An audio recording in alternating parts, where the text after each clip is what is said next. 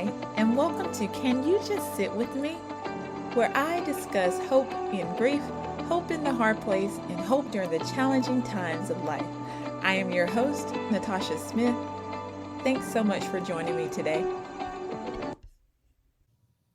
Today, I'm excited to have my friend Tabitha Yates sitting with me.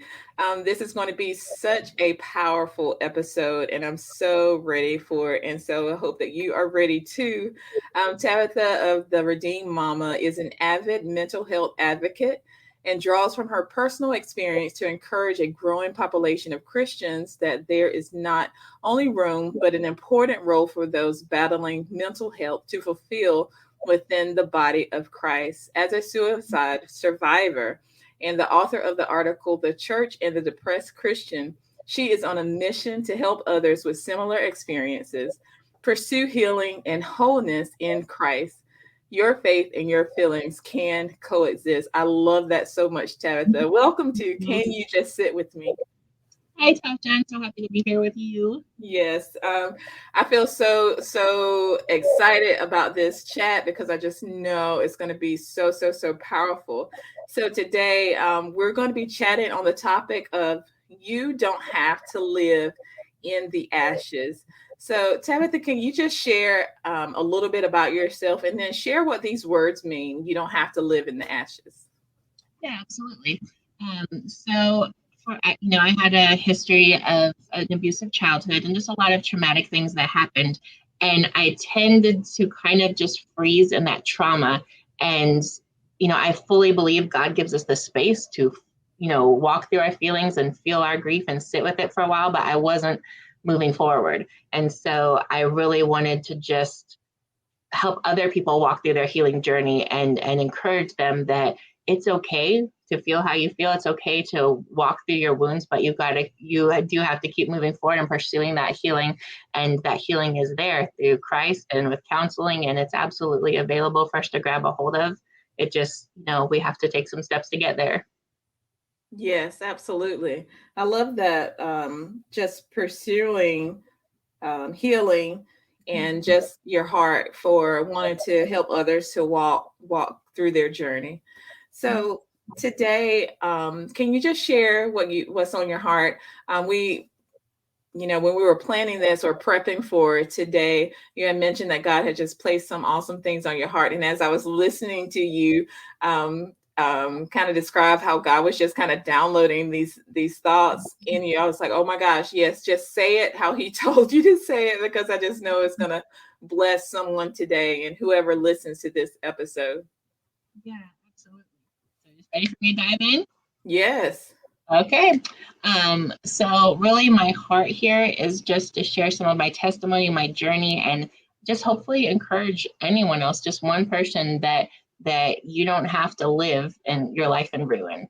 And I really just want to drive home the point that God does allow you to sit in the ashes. Biblically, there are so many amazing godly people, Job, Jonah, David, they all sat in ashes. And I wholeheartedly believe that God cares about your feelings. He cares about your grief. He cares about the things that have happened to you that you're struggling with. But also, God doesn't waste anything. So out of the ashes, you're going to find just a purpose rising up through your pain. And if God hasn't redeemed your pain yet, He's not done. He's not finished.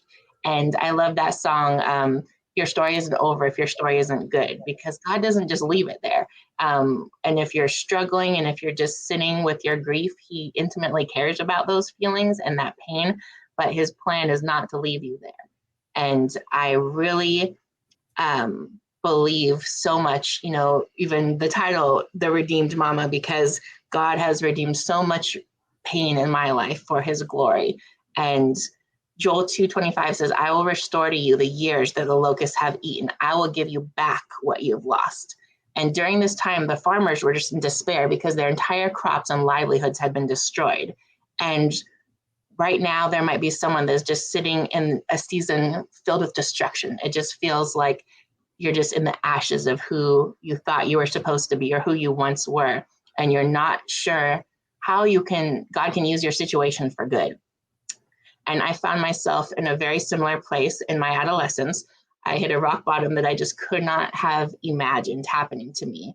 And from the time I was an infant, my father was severely physically abusive and would beat me until even unconsciousness. And I had to live in that environment constantly, just never feeling safe. He would tell me, no one likes people like you. You should just kill yourself. You shouldn't have been born. And so I carried the weight of just imposter syndrome. I don't belong here. I shouldn't be here, just my entire life. And just the hole and the vacuum that created in my life, it made me feel so unworthy and so alone. And I think because we lacked that male role model, my mom kind of just filled it with men from the church just to be mentors and to kind of take up the spot that my dad was not filling. But that just led to countless situations of verbal abuse and just people abusing their authority over me. I had one pastor spend 2 hours telling me all the ways that I was ugly and that no one would ever want me. And another elder told me I was just beyond reaching and not worth saving. And even God could not reach me. I had a total stranger come into our church and prophesy over me that I was going to go to my grave young.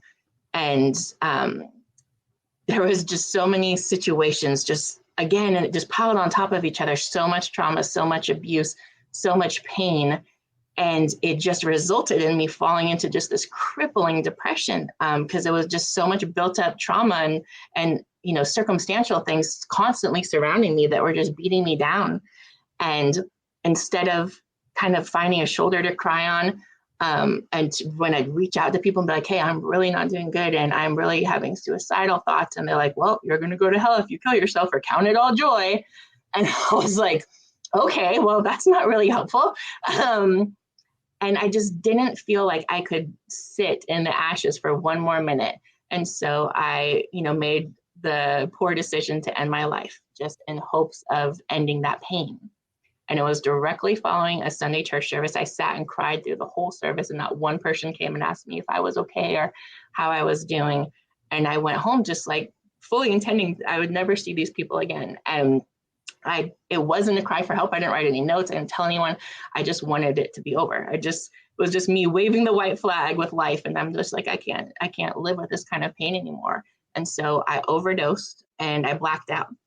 And it was late in the afternoon, and sleeping was kind of one of my coping mechanisms in my depression. So no one really thought to check on me or, that anything was wrong. And I was, out the entire afternoon and night. And I woke up in the morning, and just my very first coherent thought was, I can't believe I'm still here. Like, it was just rage that it hadn't worked. And I still had to wake up and face my life again and face the day. And there wasn't any part of me that's like, oh, thank God it didn't work. Like, I just did not have the strength to fight anymore. And it was just such a horrible rock bottom in my life. And it just kept going, that I went to a near-death illness. I had 2 major surgeries. I ended up making another suicide plan that was found out, and I got locked in a psych ward. And I slit my wrist. Like, it just kept building and building, where I was just like, where is God in this? And how can he allow this to never get better? Like, it just seemed to just keep escalating, getting worse and worse. And I know what ruins feels like. I know just in the depths of my soul, in the pit of my stomach, how it feels to just see no light, no hope, no end in sight. And I finally just walked away from God. And, I couldn't believe that a loving God wouldn't just let me die and just let me get away from it all and from all of that pain. And it was around this time that I began therapy and medication to try to kind of piece together. I'm like, okay, well, I'm still here, so I might as well see if I can make this any better. And I was really blessed with a Christian counselor that really instilled in me the value of pursuing healing. There were so many wounds inflicted on me that, it wasn't my choice to be broken, but now I was, and now I was the only one with God's help that could fix it. And that's a message that I think is so important to share, because the church just gets it wrong too often, that there's not some magical moment of healing or some supernatural memory wipe that just erases all the trauma you've been through. Healing just comes a little bit at a time. And because I had faith in God, it didn't cure it. I still had to move my feet. He sent me amazing therapists and doctors. And yes, I believe healing is found in Jesus, but Jesus puts people in our path to go on the journey with us. And it's so important that we let those people in and that we don't associate getting help with a weakness in our faith or something wrong with us or us not being a good enough Christian. Mm-hmm. And so much of depression and anxiety is just isolating in nature because you're just sure like I'm the only one feeling this way. And by not reaching out to the help that's available to us, we're not able to see that we aren't alone in our pain. And I believe God honors our faithfulness to become whole, and he partners with us to do the work in us as we work through our pain. I believe he's there every step, but you have to take the steps too and go through the process. And just circling back to Joel, God in his goodness doesn't remove the problem in this case. He actually pays his people back for all that they lost during the time of destruction they faced. And one of my deepest issues and regrets, and this is kind of what we talked about, that where God really ministered to me through even me walking through what to share, is that I've spent, almost 20 years of my life in therapy. And it's hard not to get resentful of that and just kind of bitter, like, what would I have been if I didn't have to spend all of that time working on these things and fixing everything that I didn't break to begin with, and just wondering if that time was lost. And I just felt God, speaking to me that he doesn't just say, in biblically or to me, tough luck, like try to make up for lost time now. He says he's going to restore all the time that's lost, all the pain, all that emotional energy. It wasn't lost because God doesn't waste anything. He's not wasting that time that you're working through to become a whole and healthy person, because he's going to use that. He's going to use your story. He's going to use every step of your journey. And it's not a waste. And so I just felt like maybe someone needs to hear that all the time that you have spent sitting in the ashes, it's not going to be counted as a loss, because God is going to bring so much purpose and so much joy and so much fruit out of that barren wasteland that you've been living in. And he will more than repay you for all that was taken from you. Wow. Wow. I knew it was going to be powerful. I knew it. I knew that this was going to be powerful. And literally, really, those who hear it, this is could be life changing for them, because maybe someone has never heard that, that the things that they go through, or um, that they're allowed to sit in the ashes, but they can move forward. They can come to the other side, or even just about the use of therapy and how the church has gotten it wrong a lot of times. So someone who may be listening, they may never have heard that. Yeah, it's okay to seek out a therapist. It's okay to get help when you need the help. And so I just think those things, those parts of your journey are just so important to mention here, because, you know, like you said, a lot of people just feel alone, and like they're the only one. So I appreciate you just sharing your story, because it's just so powerful. And I'm trying to keep it together over here. Like, I feel like I've been in a whole therapy session myself, because your words really, paired with that powerful scripture, just are really powerful.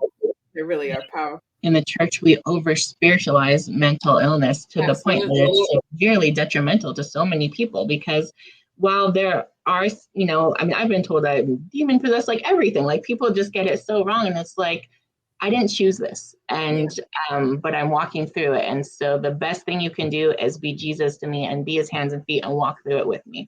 And if you don't want to sit with me in it, if you don't want to walk through, through it with me, that's okay. But, those comments, I always think of Job's friends, and God literally rebuked them at the end, because it's like, that's not what you're supposed to be saying and doing to someone in pain. Exactly right. And that's really kind of the premise of Can You Just Sit With Me, really? Because it's like it's loving others well. It's loving others the way Jesus calls us to have compassion and empathy, no matter where we find ourselves. And so I totally get that. Um, you know, just that piece of it is really personal to me, because I get emotional about it because I was over spiritual in that way towards my one of my older sisters when she was having a hard time, um, and wanted to seek, a counselor or, professional. I was like, oh no, just pray about it. Just pray about it. Just kept saying, just pray about it. And I hate that so bad that I got it wrong in that moment.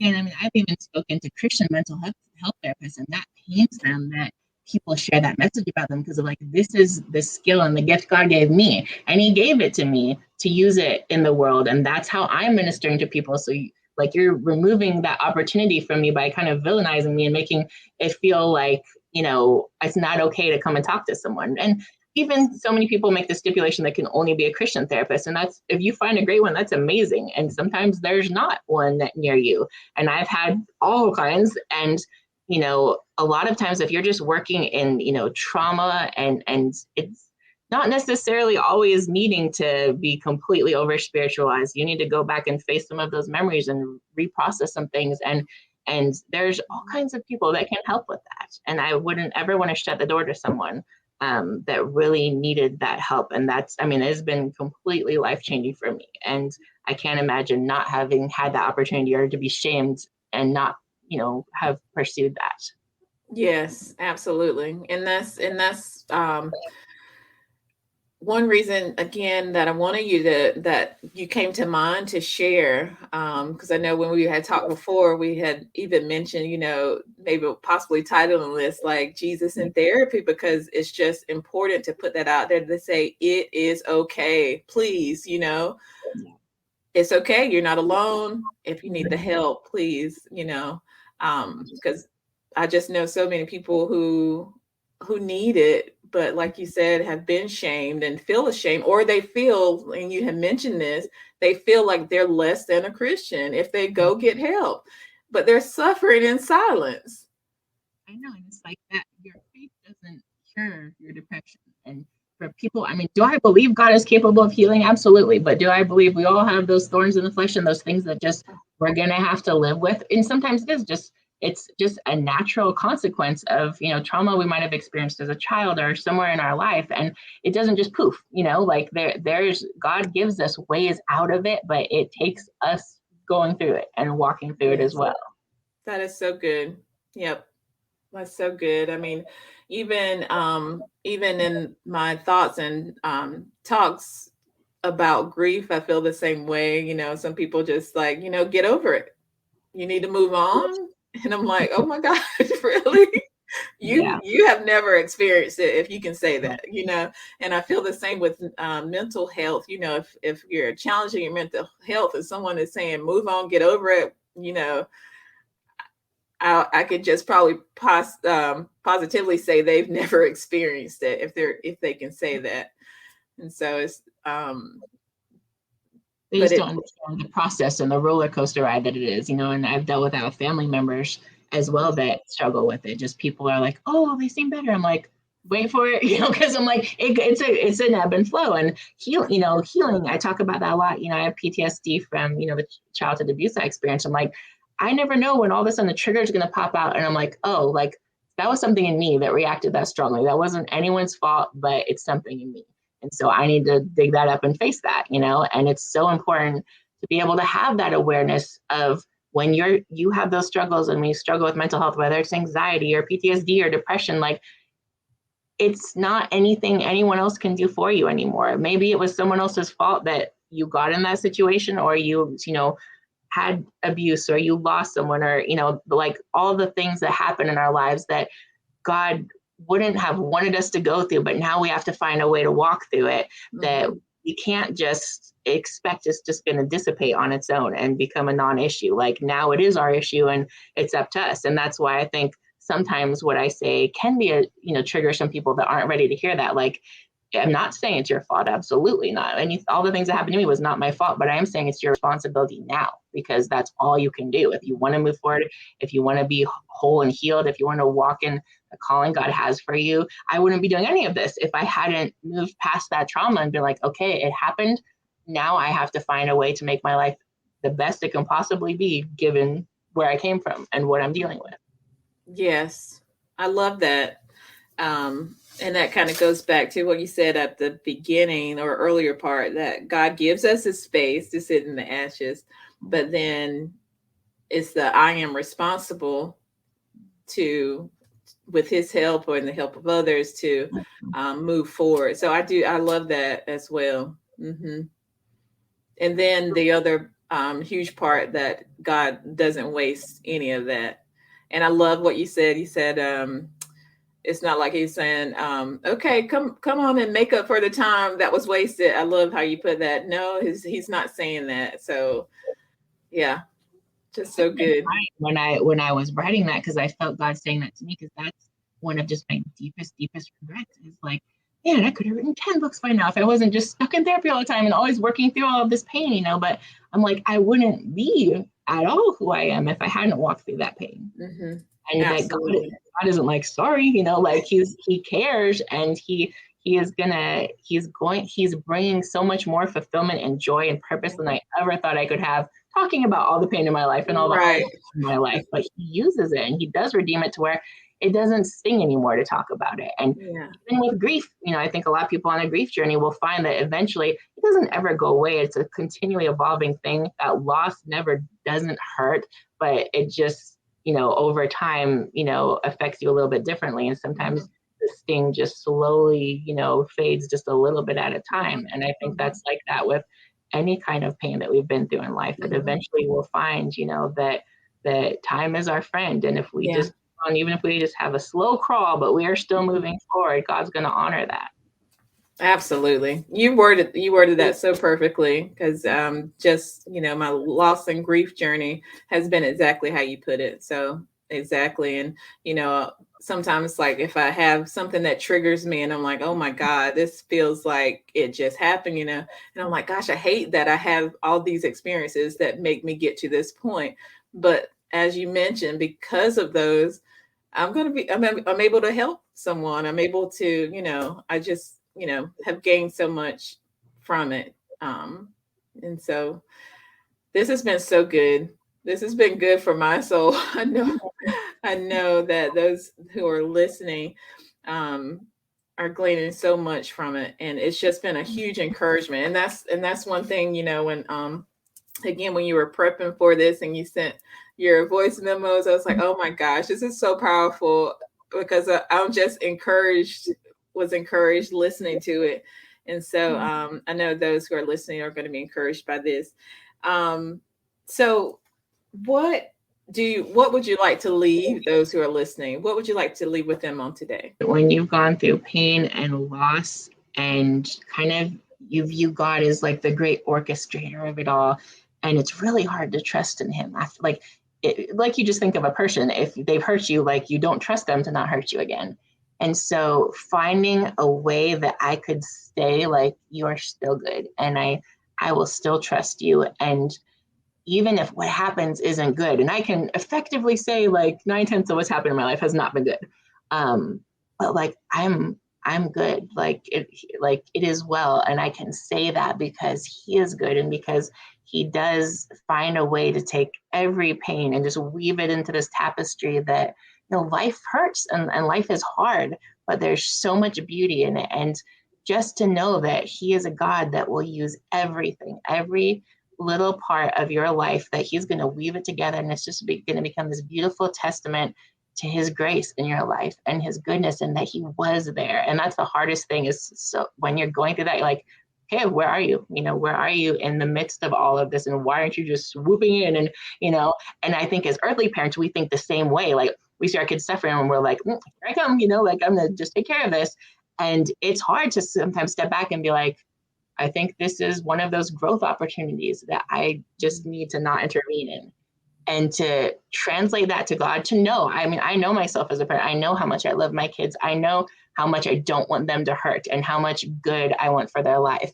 And to be able to know that about myself, and then know how much more that's God's heart. He doesn't want us to hurt. He doesn't want us to go through all this grief and pain and tragedy, but just to know that he's sitting there like, oh, okay, I got to just, step back and let them grow through this. And just to know that is how good he is, and that he sees so much more of the picture than we can see in that moment. And it's hard for me to say that sometimes. Sometimes I'm squeaking out the words. Sometimes I'm crying out the words like, okay, I will still trust you and you are still good. And just to be able to come to the end of all that's happened in your life and just be able to rest on that truth is so powerful. And I honestly believe that if we keep walking with him, he'll bring all of us to that place where we can say that and we can firmly believe that in our hearts. Mm-hmm. We're both tearing up. It's okay. I know. I'm like, oh my God. Okay. Okay. So Tabitha, where can we find you across social media so that we can, so everyone that's listening can continue to get encouragement from you and follow you? Well, on Facebook, that's probably where I'm the most active. I'm at the Redeemed Mama Tabitha Yates. I do have Instagram. My website is www.theredeemedmama. And, God is just continually working in me. I'm working on my first book right now, talking about mental health in the church. So I really am praying that God brings that to the right people at the right time, and just hoping, for now, just to walk with people through their journey of healing and encourage them just to keep on pursuing it, and it's worth it. Mm-hmm. Well, I'm so looking forward to that book. I'm rooting you on. It's needed, and I know it's going to be so powerful. And I'm just so thankful for you and your heart, and the way that you share and what you share. So I just want to thank you again for sitting with me today, Tabitha. Thank you so much, Tasha. I love talking with you. That brings me to the end of this episode. Thanks again for joining me, and thanks for listening to Can You Just Sit With Me? If you enjoyed the show, please rate and review us on Apple Podcasts, and be sure to come back for my next episode of Can You Just Sit With Me? Until then, this is Natasha Smith, helping you to find hope in grief, hope in the hard place, and hope in the challenging times of life. Be sure to connect with me across social media, Facebook, Instagram, and Twitter at I'm Natasha Smith.